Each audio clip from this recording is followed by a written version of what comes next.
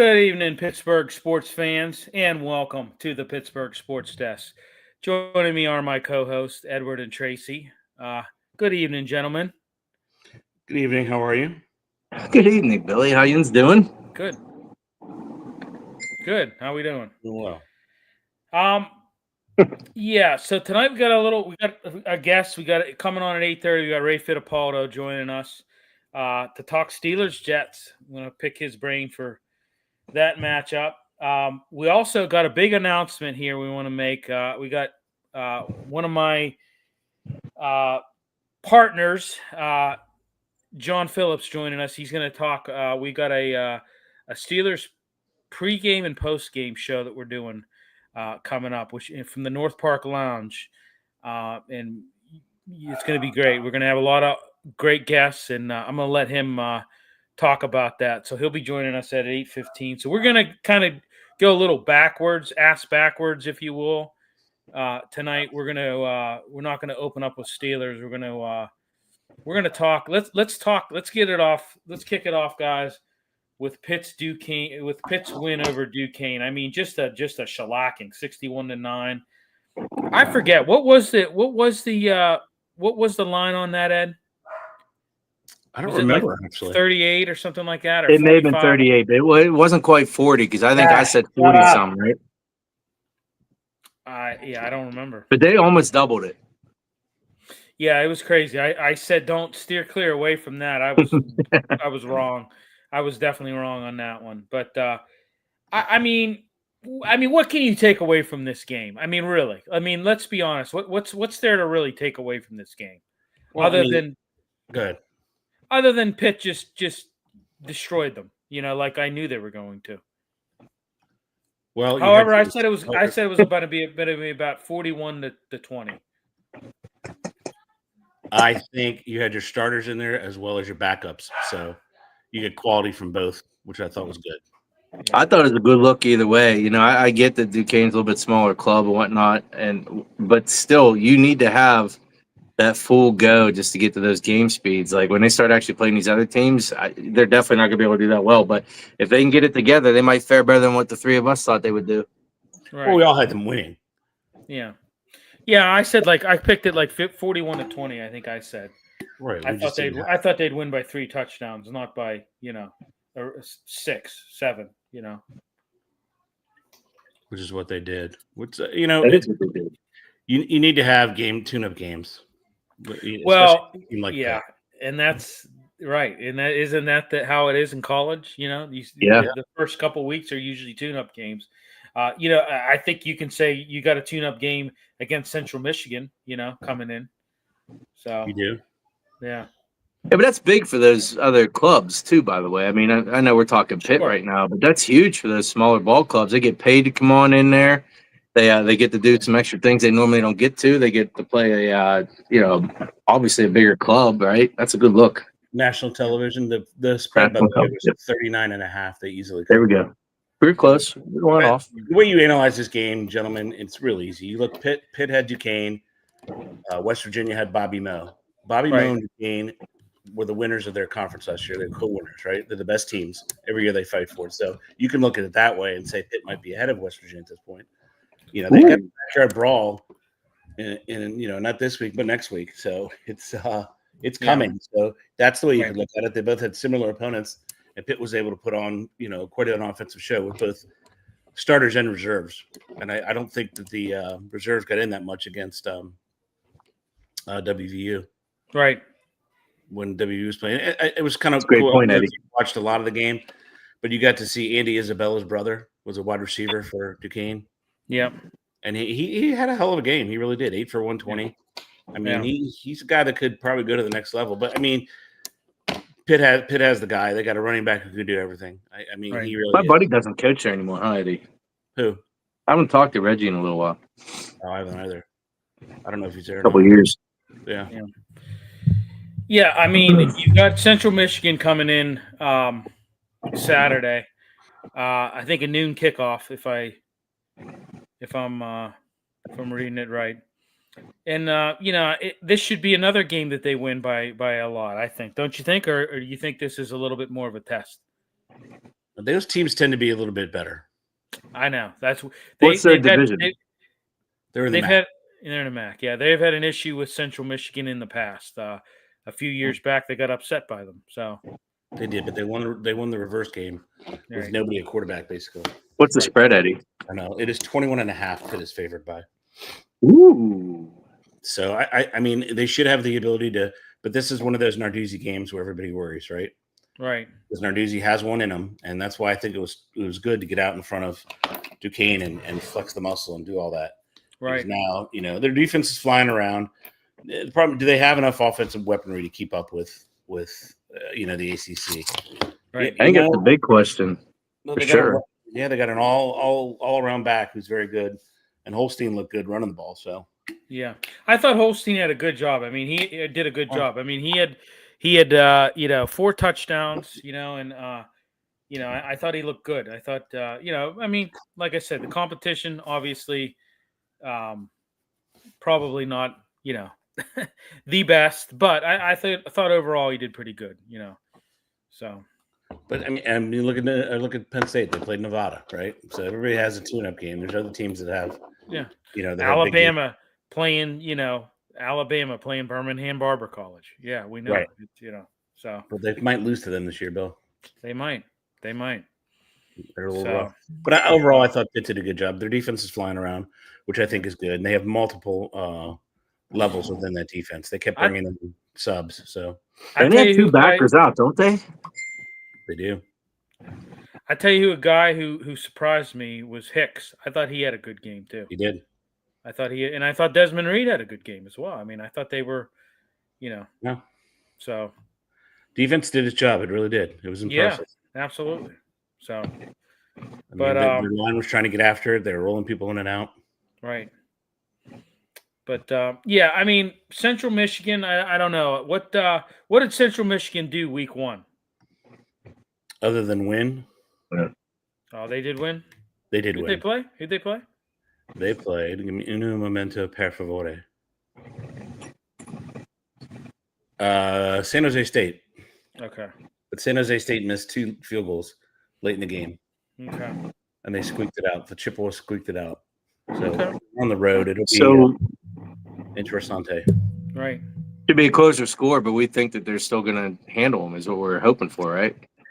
I think that, you're looking at something like a 40-18 score type. They're able to do it. They got the running back. The guy can do everything. Similar to what I picked originally with Duquesne and Pitt. 41-20. Yeah. I would say 38-10. Yeah, it might be. I mean, the defense looked good. So this is just another test, and then you go on the road, and it's the backyard brawl, baby. Right. It could be tough for them, I think. It's gonna be a good matchup. Yeah. It's going to test the middle of that defense and see if the offense, because last year they couldn't move the ball at all. It was embarrassing. Yeah. Let's talk real quick. I know, there were some big upsets. Florida State, I didn't see that.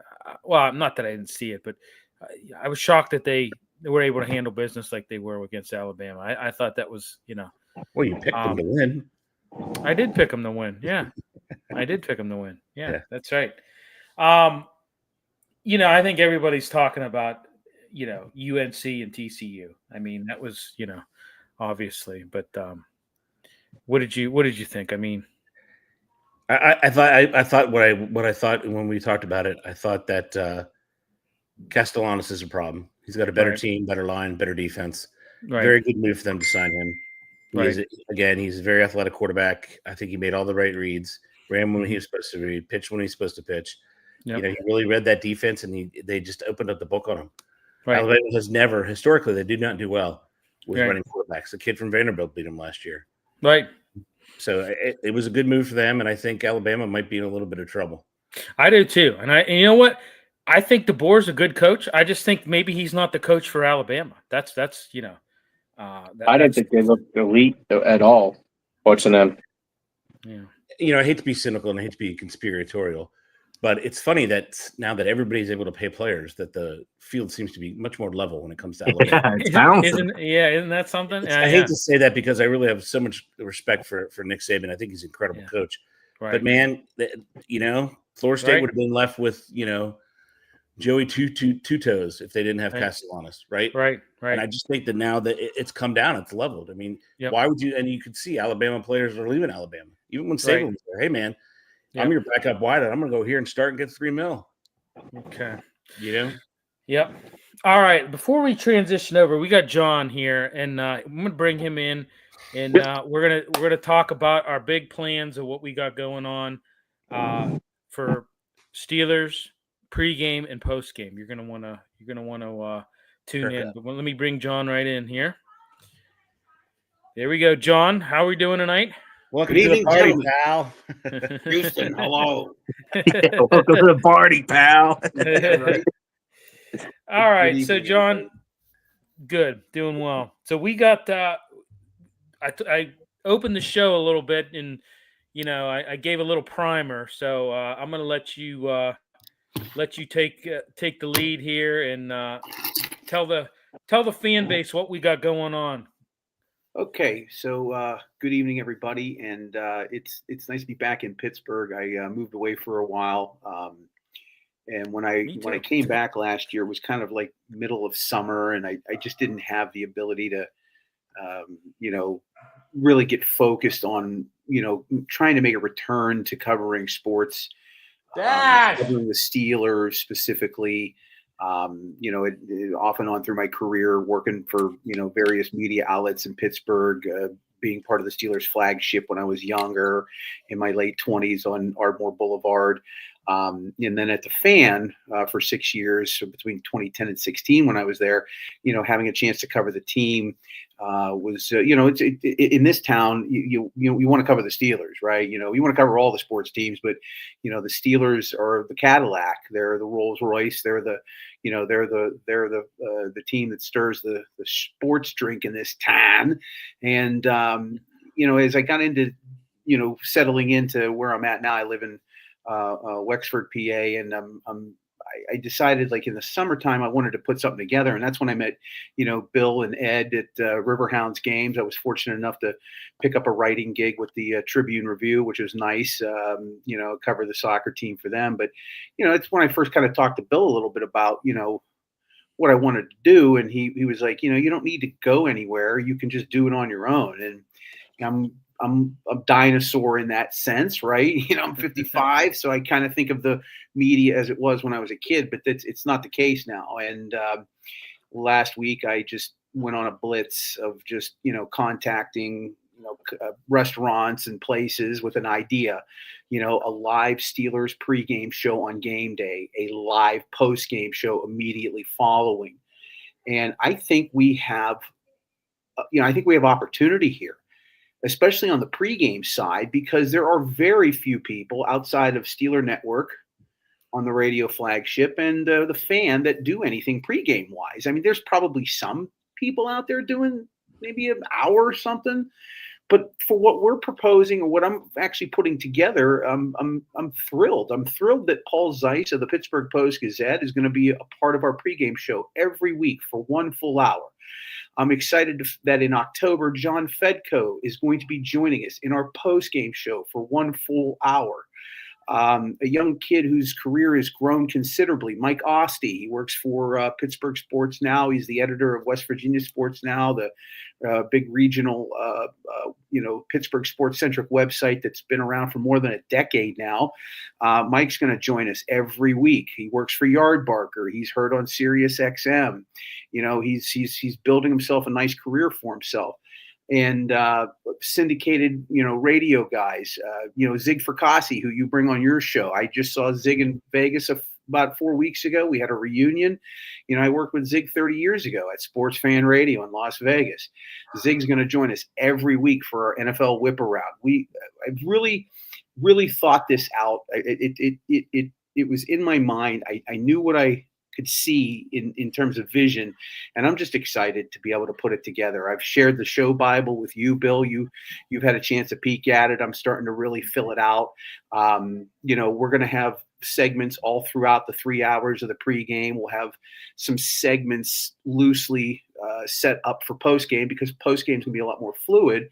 And I'm still trying to bring more people on. I want as many local personalities as I can afford to bring on. We've got a second sponsor already. We have a title sponsor in the North Park Lounge up in Gibsonia, up on Route 8, which is super amazing, and the Hilltop Event Center, I should add.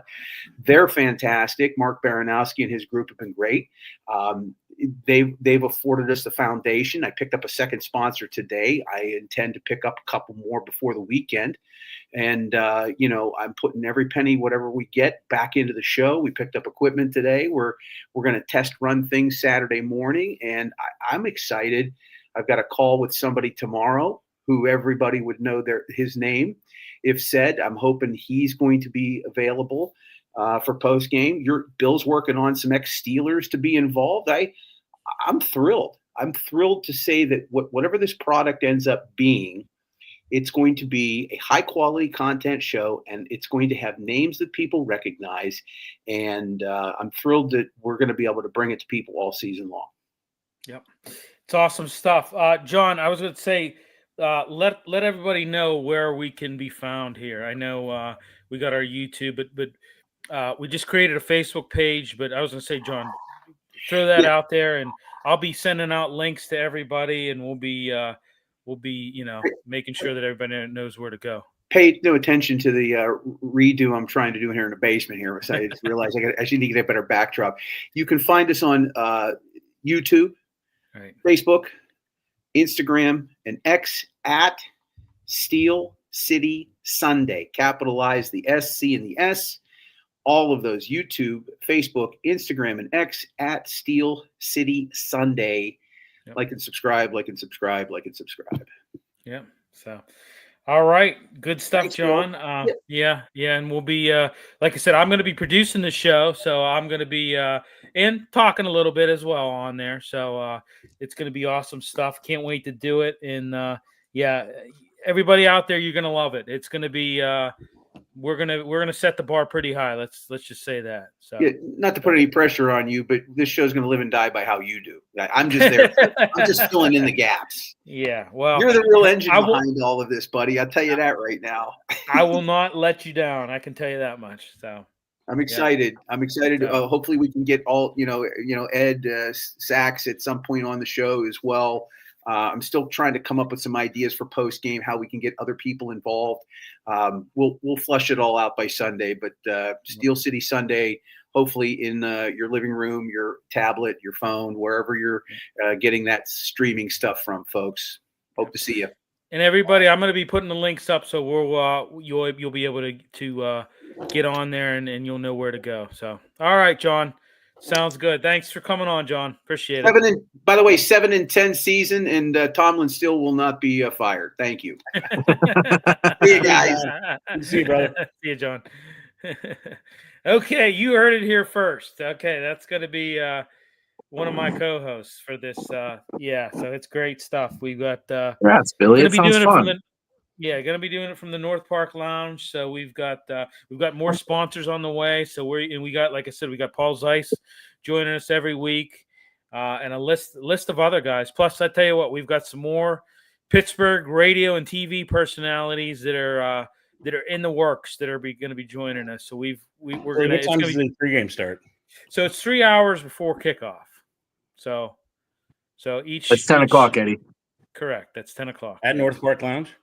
At North Park Lounge, yep, in Gibsonia. Will they serve adult beverages there, right? And will everything be open? What do you mean? Like if I go to North Park Lounge, I can get in at 10 a.m. Yeah. Oh yeah. Yep. Are you sure? Yeah, we've got a backdrop. We've got everything. Yeah, I don't know. I'm yes. I mean, I'm thinking yes. I know that they're going to be open for pregame, yeah. So nice. More to follow on that. I don't have the logistics all ironed out. That's kind of John's department. But that's amazing, Bill. Congrats, buddy.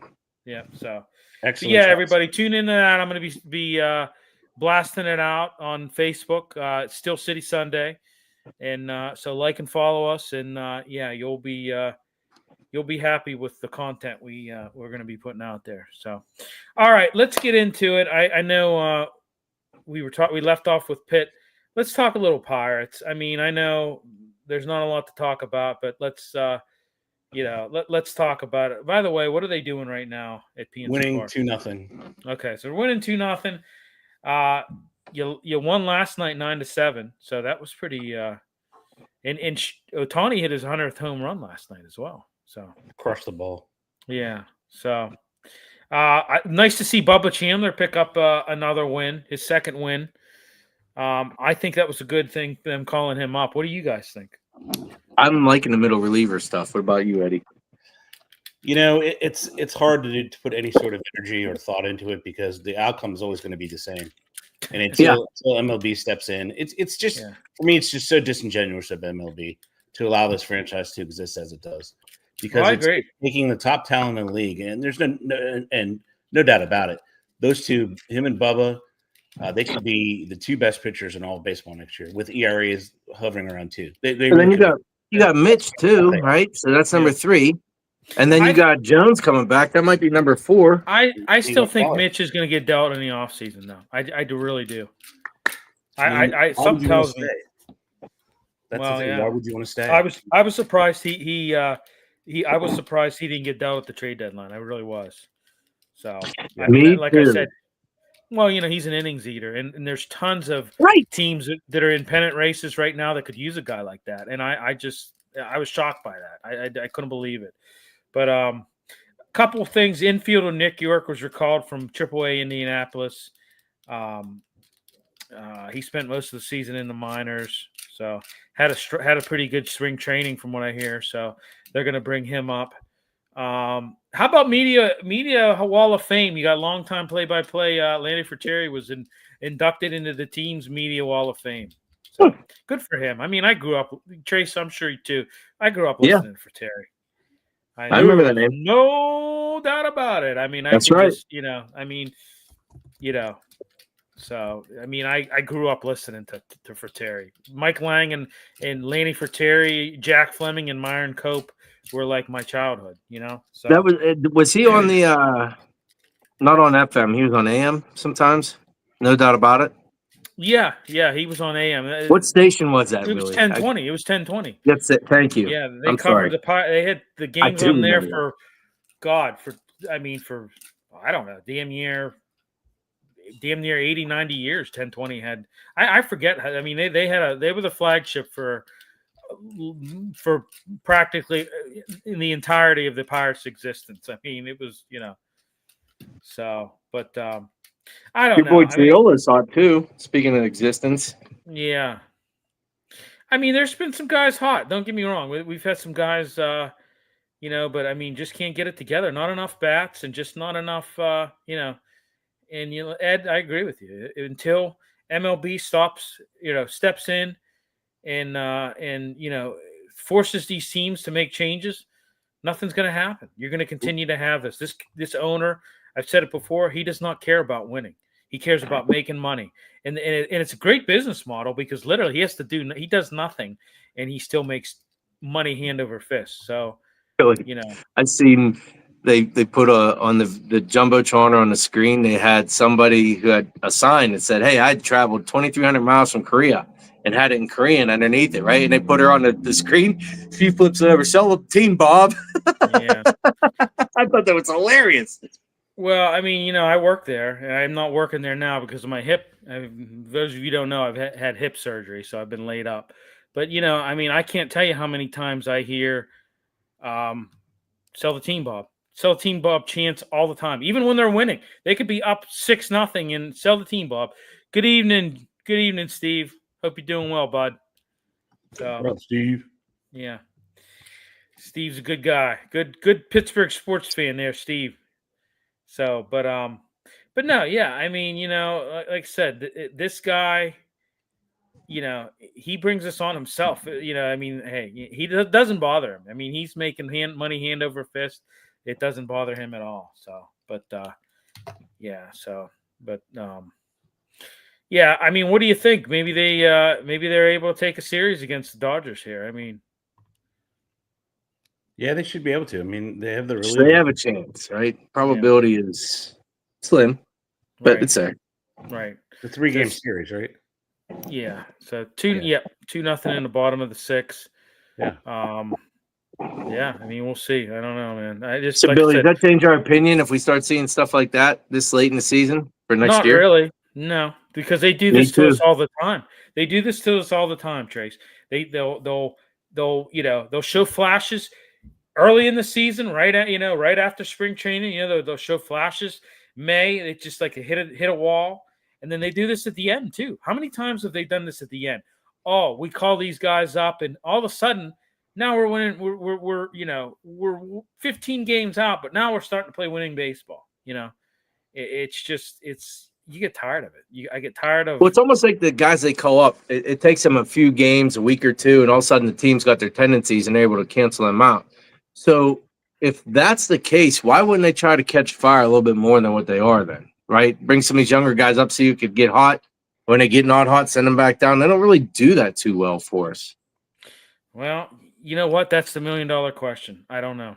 So, yeah. So they wrap up a series tomorrow with the Dodgers, and then you got Milwaukee. You got red hot Milwaukee coming in, and I'm going to tell you right now, that's a team that's very tough to. And then you're on the road to Baltimore, your club, Ed, Washington, and then you go to the Cubs. You're home to the Cubs, and you got the Athletics, and then you've got you're on the road at Cincinnati and Atlanta to close it out, and that's about it. So, but Penguins news, they need bats exactly. So, but all right, Penguins news. Hey, we're really close to training camp. By the way, we are like dangerously close to training camp. We're like literally 2 weeks away from Penguins opening up their training camp. So I think the BCHL is in the second week of their training camps already. Yeah. So that's coming up. I mean, hey, man, it's that time of year, man. It's that time of year. Air's crisp and football, and you've got the Penguins shortly thereafter, and so no more sweat running down your back. Right, can't wait. Exactly. The swamp is drying up. Yeah. All right, everybody. We're gonna bring our What's that? You're weak people. Yeah. They went cold. Yeah. Exactly. All right, so let's get into Steelers. We got our guest here, Ray Fittipaldo. Let me bring him in here. Good evening, Ray. Good evening, guys. How you doing? Good. What's up, Ray? Not too much. Well, Ray, it is upon us. How about that? I mean, it is game week. Yeah, survived. Is it? Yeah, exactly. We survived. Yeah, in this city with the Pirates. Yeah, I mean, we've definitely survived. So, but no, I mean, there's a lot to get into with this game. I mean, we've been talking, all off season about, and we don't know it's upon us. So we're ready, but we got some questions for you, Ray, and we want to get into it. So, I'm going to start off. What's the deal with Cam Hayward, Ray? Do you think he's going to play Sunday? I mean, I tend to think he's going to be playing, but I mean, I don't know. Like, it's listen, Cam hasn't done interviews for the last week or so. Right. We could get him tomorrow. The last day, of course, would be Friday. I mean, my gut guys tells me that he's going to play. Yeah. Mike Tomlin was very confident when he talked about that. I don't know if Mike would have said what he said if he didn't already, know in some form or fashion what Cam was going to do. It's interesting. Cam was named the team captain on Monday. Back in 2021, when TJ Watt did his hold-in, if you guys remember, he didn't sign until the Friday before the Buffalo game. So 2 days before the season, TJ was not named the captain that season. So I just got an inkling that Cam and Mike have talked behind the scenes. I think Mike received assurances that he is going to play. Now, that doesn't mean Cam's going to be happy. Right. If the Roonies and Omar, if they don't do anything, he's not going to be a happy camper. But I think it's been discussed over the last couple of weeks. There's not much leverage for Cam Hayward. The Steelers The NFL can fine him if he actually holds it out during the season. It would be a losing proposition for him. So, unfortunately for Cam, and I blame his agent for this, he never should have signed a 3-year contract last year. Right. He should have signed a 1-year deal, a prove-it deal, and then he wouldn't be in this position. But nothing he can do about that now. He just has to live with the situation. Well, and I said it too, Ray. He's not that young. Let's face it. I mean, he's he's on the and I mean, if he made a handshake deal with them and said, hey, listen, if I have an all-pro season, we're going to come and visit this, which from what I understand, he said to them, which, but I mean, the Steelers, I would have just laughed that off. Like, oh, okay. What does that mean? You signed the deal. But another thing real quick, Ray, I know they were talking about he hasn't practiced. I always thought, he was like one of those guys that was kind of like a later in the week practice type veteran, right? That's true. Yeah. Yeah. So, I'm not really putting much into that, if you will, I don't know. I think he's going to play, but, Yeah, going back to your comparison, you compared him to TJ Watt in that year that he did his hold in. And I remember TJ Watt got hurt. He didn't build up those calluses he needed in the offseason. And Cam's at even older than Watt was at that time. So, how much does he play? Because he really hasn't been actually practicing. How much does he play? And those soft tissue injuries, especially at that age, pop up. I'm just curious to see is he on the pitch count? Is he, and then it's kind of hurting the team because they know he's a run stopper. So I'm sure when he's not on the field, they're going to run the ball, right? So it's kind of, it's kind of screwing the Steelers a little bit. I do think that's one of the reasons they kept 8 D linemen, I think, at least early in the season. Mike said on Tuesday at his news conference, they don't want fatigue to become a factor.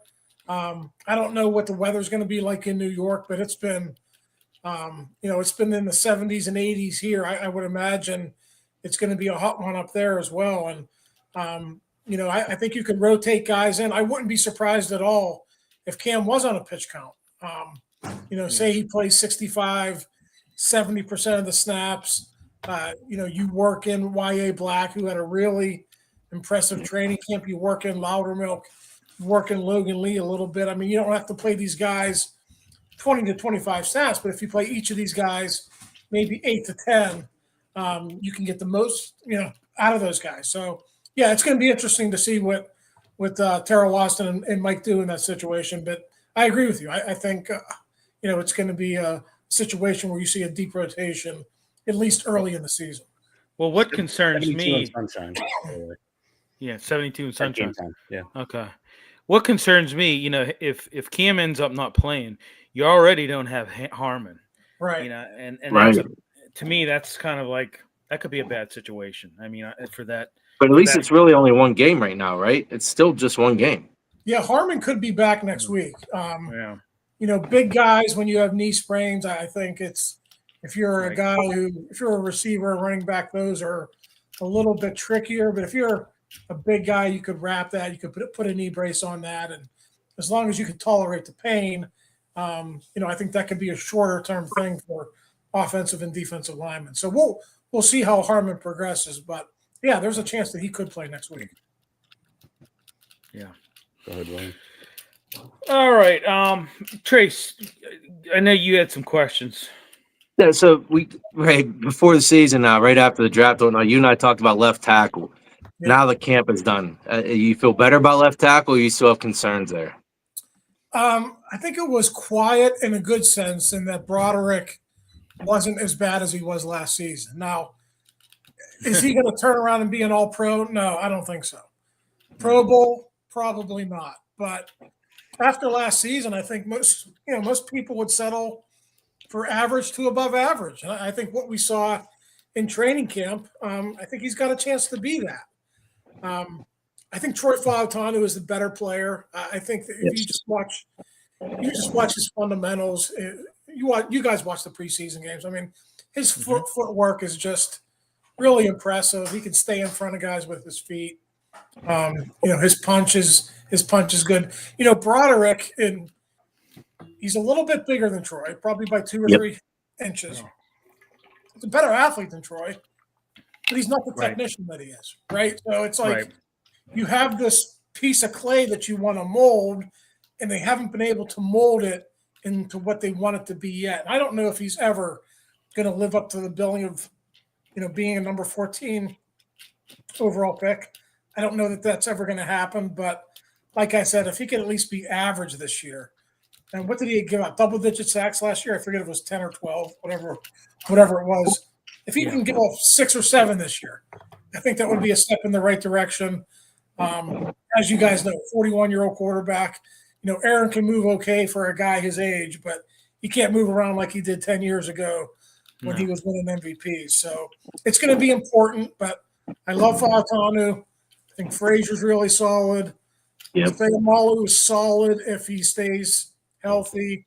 Mason McCormick is the other one. Mason, 4th-round pick. He is what he is. I think he could be solid too. So I don't think this is going to be the best offensive line in football, but I think they have a chance to be halfway decent. But obviously, all of it hinges on Jones and what he does at left tackle. Right. So talking roster spots, we had you on last year before the season, and we had the exact same question. Wide receiver 2. I mean, it's on everyone's mind, and I get the talent that is DK. That's undeniable. However, they're just going to take him away. Every team's going to take. They'd be crazy not to take him away. They force every bit. I mean, they added Johnny Smith, who's a good receiving tight end, but are they thinking that Gabe Davis just re-signed with Buffalo? There's still some quality wideouts out there. Are they thinking at all or no? Yeah. See, the games that I worry about that is like a game this week against the Jets where Sauce Gardner potentially could take him out one-on-one, and you don't have to double him, right? Because if you double him, then theoretically, Pat Freiermuth, Jonnu Smith, Calvin Austin, Roman Wilson, those guys are going to have matchups they can win, take advantage of. But if a guy like Sauce is able to, stick on DK, then that makes it a little bit harder. So that's, people are chalking this game up on against the Jets as a W. And listen, I think they're going to win, guys, but the offense is still very much a work in progress. Yeah. Aaron Rodgers didn't play in the preseason. Right. DK didn't play in the preseason. Jalen Warren and Pat Freiermuth played, 2 or 3 series? Yeah. Like the only unit that played is the offensive line, and they needed to play. I thought that was good that they got to play. But we have no idea what this offense is going to look like. So for that reason, no game early in the season is a gimme. So that's why a little bit people are kind of like, the Jets stink. The schedule's easy early. Yeah, it is, and the Jets aren't that great. But you got some things you got to figure out on your own. So I wouldn't count my chickens until they're hatched. Right. Now, Ray, I mean, are you comfortable with this wide receiver room? Because, I mean, there's no way. Yeah, I mean, I'm not. I mean, here's where I stand. I think they could be okay in decent position if DK stays healthy for 17 games. Mm-hmm. And what I mean by that is if he's healthy, I think we talked about this in the spring too. Yeah. Pat Freiermuth is basically going to be your number 2 in terms of targets and catches. Sure. Jonnu Smith is probably going to be 3. And then on down the line, Austin, Roman Wilson. And it's going to be evenly distributed. Like, you're not going to see AB with 140 targets or anything ridiculous like that. Like, I could see a scenario, guys. Like, DK's going to lead the team in catches, but he might only have like 60. And then Freiermuth 50, Jonnu Smith 50, Austin 40, Roman Wilson 30, Scotty Miller 15 or 20. That's the way it's going to be. They got a lot of weapons, and I think they intend to use them. Now, they're not high caliber weapons. Like, we still don't know about Roman Wilson. We kind of know about Austin, but the reason I'm a little bit hesitant to say, they're good at receiver is if Metcalf is injured, then what are you going to do? Right. You have no one like him on the roster. and then you're in a situation where you're just trying to piece it together every week, win with the run game, and that would be tough to do if he ever suffered a long-term injury. Right. And I said it before. I mean, this is Roman Wilson, Calvin Austin. This is their year to shine. I mean, you look at Roman Wilson. I mean, last year he was on IR. Calvin Austin, I think, has taken strides, but I think this is their year to ball out right now. I mean, this is it. This is, and and I agree with the tight end. The days of the straight line tight end are over, right? The days of Tony Gonzalez, those days are over. So, you see it throughout the league. You see a lot more tight ends that are number threes, number two, some in some offenses. My question is, and having these plethora of tight ends that we have, are we going to see a little bit more 13 personnel with like 3 tight end sets? I think, I don't know if you guys heard the interview today, but Aaron Rodgers just showered Darnell with praise. Right. And he had a similar guy in Green Bay by the name of Mercedes Lewis. Now, Mercedes Lewis wasn't as big as Darnell, but he was a bigger tight end, and Aaron used him quite a bit. So there's so much versatility there. Listen, if they are able to run the football, and I don't know if they're going to be any better, but if they do show that, if they're good at running the football, the possibilities of what they can do with play action, Darnell Washington and Pat Fryermuth in the game at the same time, Fryermuth and Jonnu Smith in the game at the same time. I mean, they could really do a lot of damage if they ever get the running game going. That's where, for me, it's going to be fun. Yeah, you have weapons, but if you're one-dimensional, and any defense is going to be able to shut that down. So a lot of this does hinge on the running game, but Arthur Smith has used play action in the past. He really likes to use tight ends. I said this last year and it didn't come to fruition, but like with Aaron Rodgers this year, I do think they have a chance to be like an offense that they maybe had like in Tennessee. Now, Tennessee, when Arthur was there, they were Derrick Henry and A.J. Brown. I'm not saying they're going to be that, but they got a chance to be like a top 10, top 15 offense. And you guys might laugh, but December 1st of last year when they were 10-3, they were a top 10 offense. Then things went down the tubes, and I think they finished middle of the pack or worse. But for a time last season, Arthur had it going. It was working until it wasn't. But I do think with more competent quarterback play, I think you could see another level to this offense this year. Right. Ed, go ahead. So having said that, and looking at the team's roster, I'm not confident that they're built to beat the top 3, and they would have to take two of the next 3 quarterbacks I mentioned: Mahomes, Lamar, and the big dude up in Buffalo, Allen. I mean, they're going to have to be 2 of them to get to the Super Bowl. I just don't see that. I don't see them having that fluidity in the offense. I mean, it's going to take them probably a couple weeks to get in motion. And, and last year the early games were easy. It's going to get a little tougher. There's some decent talent there. Then you got to face Micah when you go to Green. When you have Green Bay. I mean, there's some talented teams there. I don't know that they're built quite yet to take on that. The running backs are not dynamic, and I think that's if they had a running back similar, not to the level of King Henry, obviously, but if they had a stud back there, I mean, I'd 100% agree with you. I mean, you just beat the run, and you set up, you're setting up a pass with the run. Totally agree with you. I just don't think they have that because you're adding carries to Warren. Does he become a fumbler? Does he wear down? There's 3 backs there. One's clearly a third down back. And let's see if the kid can cover, the kid out of Iowa. Let's see if he can pick up the blitz, which admittedly he admitted was the worst part about his game. So that's why I'm a little hesitant on the run. I just don't think they have the athletes there yet. Well, they can't run to set up the pass. I mean, I don't think that they, and they're going to almost have to. They have to slow down. Well, I know. But I listen. I think he's going to get a lot of touches Sunday. I really do. Especially they go up early. You could see him. Maybe I'm wrong, but Yeah. What's the amount of panic level that will hit if they lose? What would you? I mean, it's one game, but it's it depends how they lose, Eddie. Right. True.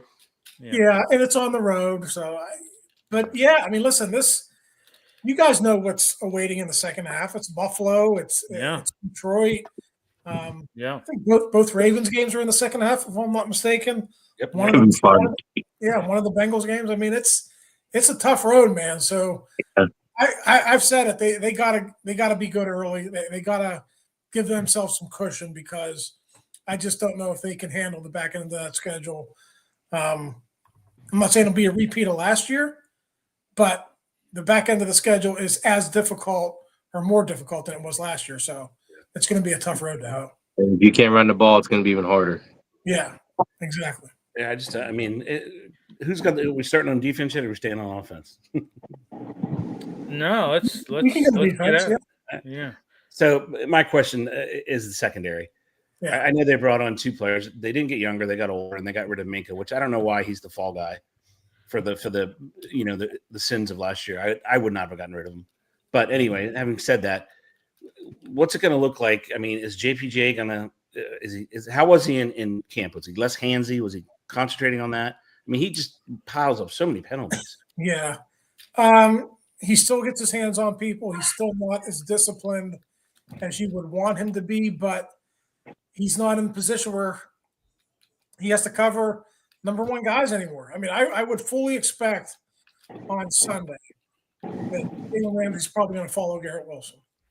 And then you'll have the trickle down. Slay will have a guy, Joey will have a guy. And, he's not going to get the targets that he did if he's covering the other team's number 3 or number 2.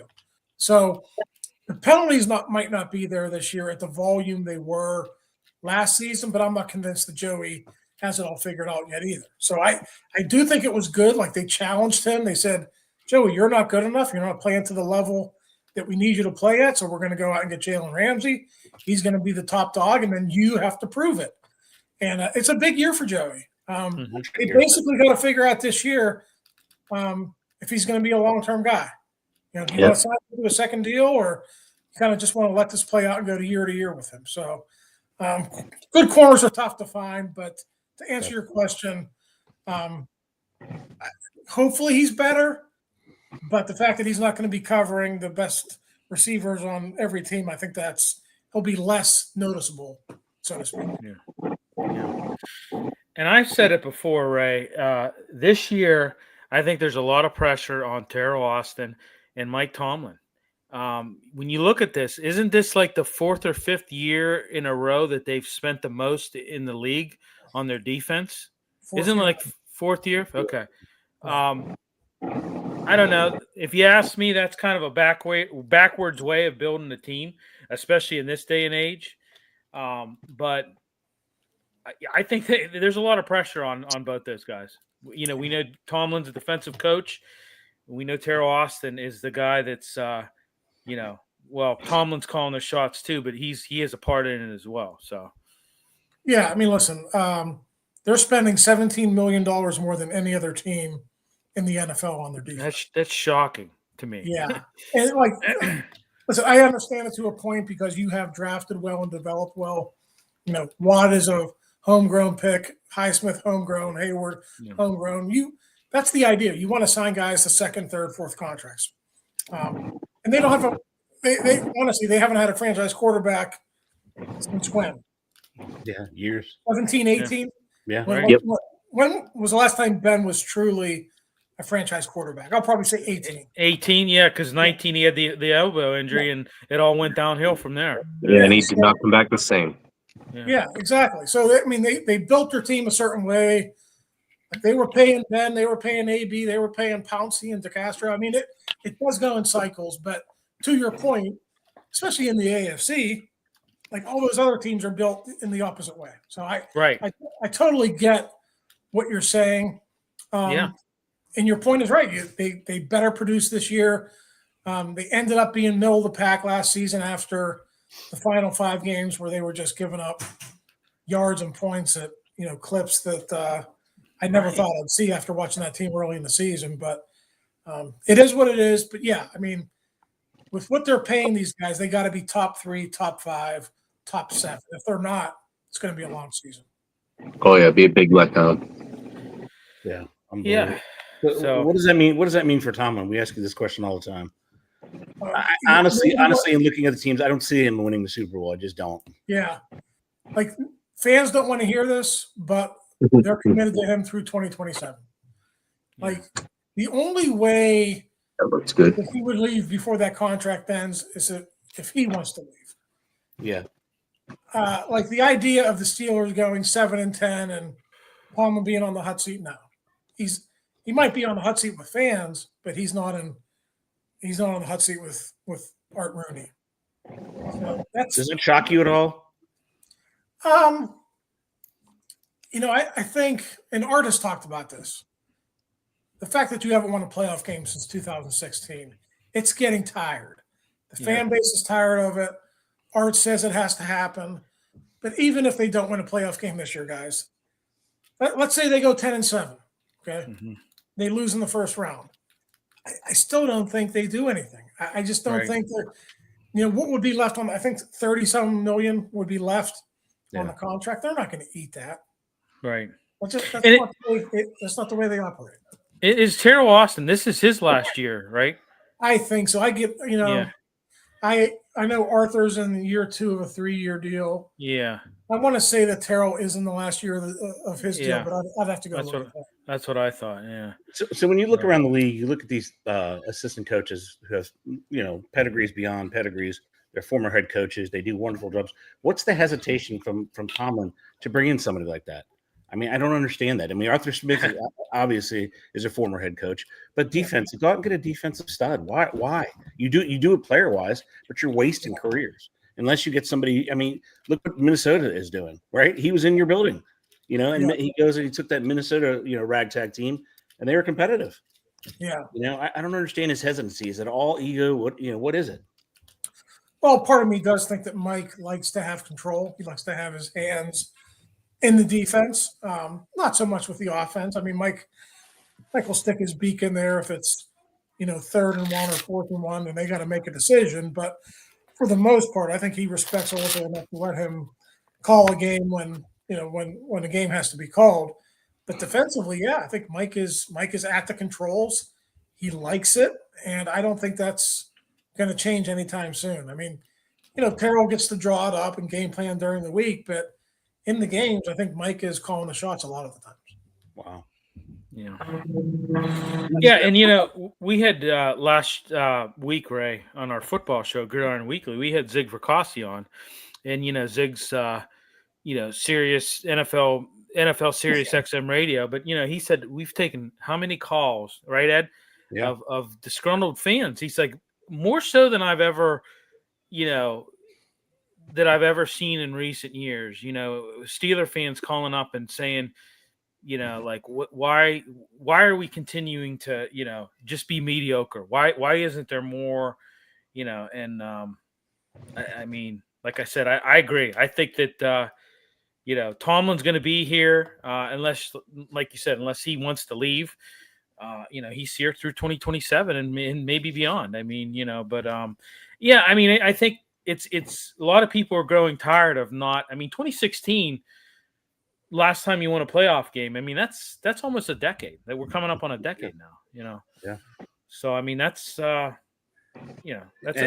obvious question is, they're a team without a quarterback. I mean, it's never going to change until they get a franchise quarterback, and they don't have one on the roster. Yeah. So I'm curious to see. I mean, Howard Kansas State didn't want Howard. He went to a team that had $26 million team that was better than everybody, and they went with Avery Johnson, a 5'11" kid who could run. So I'm not convinced that he's going to be, the Tom Brady-esque. Maybe he's got the, the mindset, but I don't know that he has the skills to do that. Yeah, listen, I'm with you. I mean, I liked Howard's preseason until he got injured, but there's no way you could tell right now if he's a backup, much less a guy who's going to be a starter. Right. The one saving grace, I guess, you guys watched the first week of the college football season. Mm-hmm. There's numbers at the position. I don't know how many of these guys are going to turn out to be good, but there are numbers there. Lenore Sellers, yeah, he impressed me. I want to see what he does over the course of a long season, but he's strong. He doesn't go down easy. I thought he threw a pretty deep ball on that touchdown midway through the fourth. Yeah. He had a good week. Arch Manning is going to be good eventually. Sure. He's going to be fine. I think Nussmeier's the best one right now. Yeah, I mean, Nussmeier, the kid from Arizona State. if there's 8 or 10 now who are in the discussion, maybe by the time the draft gets here, there are 5 solid first rounders. In that scenario, let's say they finish 10-7, they're knocked out early, you're at like 21 or 22. In that scenario, you might be able to trade up and get a guy at 10 or 12 or 14 or whatever. If you really like him, but you got to like him too. That's part of the deal. So who do you trust in the organization to develop that said young quarterback? Well, Andy White. I was going to say Andy Weidel drafted Jalen Hurts. So I think Andy's got a good eye, but when you say develop him, I think you're talking OC and quarterbacks coach, right? Yeah. I think Tom Arth is fine. I don't really have an issue with him. Art's never really had a stud, has he? Nope. No. I mean, he had Matt Ryan late for one season. Yep. And everybody, Ryan Tannehill, he made into a good quarterback who could win playoff games, but he was never going to win a Super Bowl, right? Things would have to have been perfect to win a Super Bowl with Ryan Tannehill. So he's never had that guy. So I can't sit here and tell you if Arthur is definitely the guy to hone that talent, but he might be okay if he does get his hands on a guy who has that type of skill. Yeah. All right, Ray, real quick, let's do a little Jets-Steelers preview. I mean, obviously, this is the revenge game. Both starting quarterbacks facing their former teams. Rodgers obviously now with the Steelers, while Justin Fields with the Jets. What do you like? I mean, I know the big news coming out of the Jets camp is that the offensive line took a significant hit with season-ending tricep injury to Elijah Vera Tucker. Yeah. This could present an opportunity for the Steelers to get some pass rush going against this. You could see T.J. Watt and Alex Highsmith, putting a lot of pressure on Fields. Now that that right guard, who was, in my opinion, a very solid right guard as well, is going to be out. So, but listen, I think it's going to be a low-scoring game. I think it's going to be a defensive struggle. We talked about the Steelers' offense earlier in the show. Listen, Justin Fields, he could hurt you a little bit with his legs. He was good enough to win some games with the Steelers last season. Now, I mean, a lot of those were because the defense was playing lights out, but the point is he didn't make any mistakes. So, to me, if you put Justin Fields in a position where you shut down the run, he's not a factor in the running game. Right. You make him try to beat you with his arm. I think that's the way the Steelers should win this game. And if they do it effectively, they could win going away. But I'm going to predict like a 13-9 type of a score. I think it's going to be I think it might be one of those ugly early season games. Robin's chiming in there. Well, would they have it at like 30? Did you see the comment? Go Robin? ahead, Red. Go ahead. Love to see the Steelers draft Drew Lock. We didn't even talk about him. 6'5". I mean, he moved too. He'd be a stud. Yeah. We're probably not going to talk about him for another month because Penn State plays like Villanova in 2 weeks. Who they got this week? They got Nevada. Another cupcake. Nevada, Villanova. Tune-up games. Those are the tune-up games. 3 cupcakes, and then they have Oregon. The Oregon, that'll be the first game where all eyes are on. Yeah. All right. I'm a scout. He's like the one prototypical pocket style quarterback, right? I mean, I know he can run a little bit too, but like if you're looking for that guy, a la Ben, he's probably your best shot in this draft if you're looking for that guy. I don't know if they are. Mike always talks about mobility and guys who can run, but if they are looking for that prototypical passer in the pocket, Aller is definitely your guy. Yeah. Do you think they need to adapt faster? Because that's kind of the past. I mean, the new quarterbacks now are extremely mobile. Even Mahomes can run. I mean, should they be looking for more of that type? I mean, that's the way of the NFL.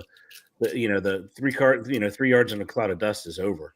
Yeah, that's why I don't think Aller is going to be like a top 5 pick for that reason. Yeah, right. Yeah, like guys who have come out recently, I'm trying to think. Like even Justin Herbert, who went 7 overall, Herbert's a better runner than Aller is. Yep. Yeah. Like right. I'm trying to think of guys who are big like that. Trevor Lawrence can move. Yeah. So like I think Aller could be a top 10, top 12 guy, maybe top 15. But I think the NFL has changed, and Jalen Hurts was number 52, number 54 overall pick. Yeah, right. And they got a great team around him, but the guy knows how to win football games. He wins football games with his arm and his legs. So that's really the model that's out there now. He's like a fullback playing quarterback too. I mean, right. He squats a townhouse, I think. Yeah. So, I mean, the Jets are obviously they're just going to pound the rock. Yeah. I mean, because he's proven in his career, you put him in there, and if you're disciplining your rush lanes, you're not going to get anything out of Justin Fields. You're just not. They don't have the talent of wide receiver other than Garrett Wilson. Right. So it's going to be I see like 13-9, 12-10, something crazy like that. The over-under was 38.5, and I think that's a little – that's a little steep. Yeah, that's what I'm thinking too. I'm with you. I think it's going to be a very low-scoring game.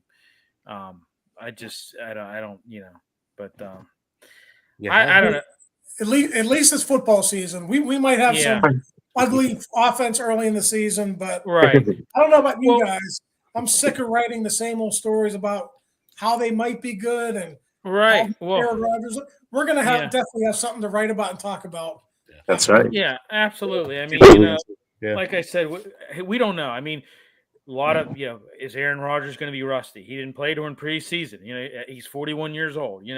New team. I don't know. It's going to be remains to seen. Whether he's going to show any rust in this regular season game. But I don't know. I think it's going to be a low scoring game. Do you also think he'll have the power to audible in and out of anything, given the pedigree that he has? Yep. I think it's also. I do not give it to him. Maybe. Yeah, they haven't had that in a long time, so I think that's also a positive because he's smart enough from the neck up to get him in and out of plays. Yeah, it's just whether or not they can execute the play he calls. Yeah, and you see this in practice too. He's not going to be afraid to throw the ball away. Right. Russell Wilson, hold it. Yep. Right. That's not going to happen with Aaron Rodgers. Right. 20-9, John saying Pittsburgh. Yeah. I mean, that's. I don't know how either team's going to get points early on in the season. Yeah. I can't see the Jets doing. I mean, that's like a 15-point, average a game for that team. I don't see them doing anything. They've got a good running game, but you lose Elijah Vera Tucker, one of the best guards in the NFL. I don't even know who's. That takes a big hit. Then, yeah, you're right. Well, and I tell you what, if I'm the Steelers defense and if I'm T.J. Watt and Highsmith, I'm licking at the chops on this. I really am. I mean, this is your time that you can, put the pressure on Fields. And, this is, hey, the sack numbers have declined over the last 3 seasons. Am I right? Yeah. And so they need to get back on track on that. I mean, that's got to be. I look for that to come back, though, Billy, with Harmon. And the specific thing I look for is I think Harmon plays 1 yard on their line of scrimmage versus 1 yard on our line of scrimmage, and it's going to make the biggest difference in the world. We got to wait till game 2 for it to maybe happen. Right. Well, I think even more than that, the injury, it's because you're adding load to your body, right? Not only do you weigh 300 pounds, but you're going to be pushing against a 300-pounder. If I were the Steelers, I'd hold them out at least 2 games because they always say in the NFL, once you think you're healthy, you're a week away from playing. And I think that's accurate, especially with the kind of knee injury he had. Yeah. So, how old is he, though? He's a younger gentleman. So, he's going to recover faster, too, Ed, right? It's not like yeah, but you want him for a second and third contract. You don't want to keep pounding on that knee. Right. So that's just my opinion. Yeah. Being a fake doctor in the military. Yeah. Okay. Well, you heard it first, folks. Okay.